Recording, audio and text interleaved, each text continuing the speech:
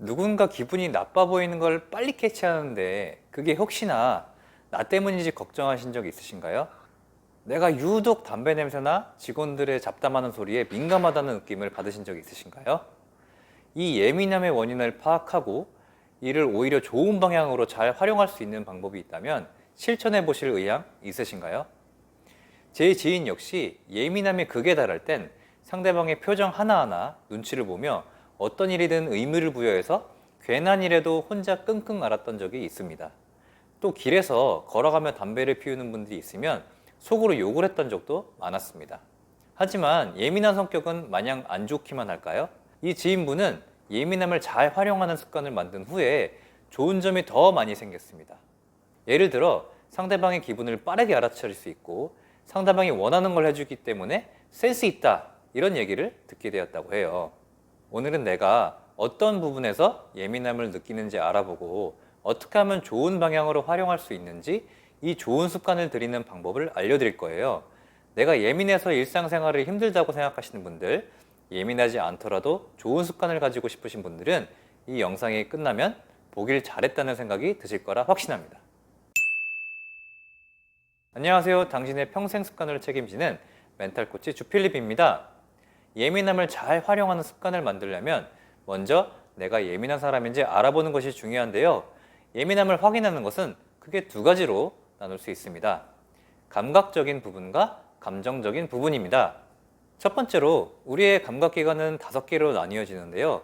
시각, 후각, 미각, 청각, 촉각이 있습니다.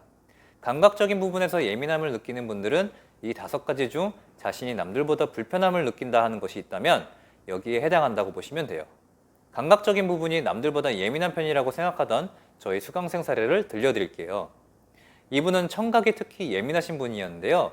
회사에서 흔히 들리는 모터 돌아가는 소리, 길거리에 자동차 빵빵거리는 소리, 또 회사에서 업무 전화를 크게 하는 직원 소리 등 이런 일상적인 소음이 남들보다 크게 들리는 것 같았대요. 이런 소리를 들을 때마다 스트레스를 받아서 마음이 힘드셨다고 해요. 이 수강생분은 예민한 사람을 싫어하는 사람들이 많다고 생각하기 때문에 예민하다는 사실을 다른 사람에게 숨겨야 한다고 생각하셨어요. 남들보다 예민하다는 사실이 본인의 잘못이라고 생각해서 자책도 많이 했던 분이고요. 이분처럼 소리에 유독 남들보다 예민한 것 같다고 느끼거나 담배 냄새에 유독 신경이 쓰인다 생각하신 분들은 아, 내가 감각적인 부분에서 예민함을 느끼는 사람이구나 라고 알아차리실 수 있습니다. 두 번째로는 감정적인 부분입니다. 이건 상대방의 감정을 캐치해서 나에게 감정적으로 영향을 줄 때입니다. 예를 들어 회사에서 A라는 직원과 대화하는데 그 직원이 오늘 유독 감정적으로 대하는 느낌이 들어서 직원 B에게 오늘따라 A가 좀 예민한 것 같은데 기분 나쁜 일이 있는 건가? 이렇게 물어본 경우를 생각해 볼게요. 근데 직원 B는 직원 A가 평소랑 똑같다고 얘기하는 상황이에요. 다른 사람이라면 느끼지 못하는 부분이거나 그냥 지나갈 수 있는 부분인데 유독 나에게 그 감정이 잘 전달되는 것만 같은 느낌이 들고 그 감정이 내 감정까지 신경 쓰이게 만드는 경우인데요. 여기에 해당하는 분들은 아, 내가 감정적인 부분에서 예민함을 느끼는 사람이구나 라고 알아차리실 수 있을 것 같아요. 이 두 가지 모두에 해당하는 경우도 물론 있을 수 있습니다. 여기에 해당하는 다른 수강생의 두 번째 사례를 들려드릴게요. 자격증 취득을 위해 학원을 다니시는 분이 있었어요. 이 수강생은 앞자리에 앉은 분이 지각해서 늦게 들어오는 것부터 신경이 그렇게 쓰이셨대요. 그런데 이분이 수업은 안 듣고 웹툰 보거나 유튜브 보다가 퍼질러 자더랍니다. 또 바지 재질 때문에 다리를 떠는 소리가 들리는 옆자리 사람 때문에 집중력이 흐트러져서 화가 났다고 해요. 또는 필기 합격했다고 자랑스레 말하는 또랑또랑한 목소리도 다 듣기 싫고 보기도 싫고 거슬렸대요. 본인은 자격증 때문에 열심히 공부를 하는데 왜 다른 사람들 때문에 신경이 쓰이고 집중이 방해되는 게 억울하다 이렇게 표현하셨어요. 제가 처음 이 2명의 수강생 사연을 들었을 때 가장 먼저 떠오르는 책이 신경 끄기 기술이었어요. 여기에서 저자는 이렇게 말해요. 우리는 신경 쓸 필요가 없는 일에 지나치게 신경을 쓰느라 몸부림을 치며 살아간다. 우리는 생각보다 많은 것에 신경을 쓰곤 하는데요. 이건 자연스러운 현상이라고 생각됩니다. 이렇게 신경이 쓰일 때 이걸 받아들이는 사람의 태도에 따라 우리는 기분 좋게 지나갈 수 있고 기분 나쁜 감정이 하루 종일 나를 지배할 수 있는데요. 내가 예민하다고 판단이 되었을 때 우리는 어떻게 해야 기분이 좋게 모든 상황을 받아들이고 웃어넘길 수 있는지 예민함을 잘 활용하는 습관을 들이는 게 중요한 것 같습니다. 크게 3가지 단계로 이 방법을 알려드릴게요. 이 단계만 연습하면 쉽게 적용하실 수 있으실 거예요.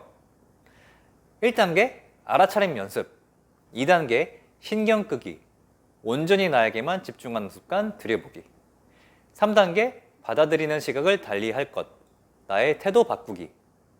1단계는 바로 알아차림 연습입니다. 무엇이든지 내가 어떤 상황인지 알아야 해결점을 찾을 수 있는데요. 이 1단계는 위 사례에서 기본적으로 연습을 해보았는데요.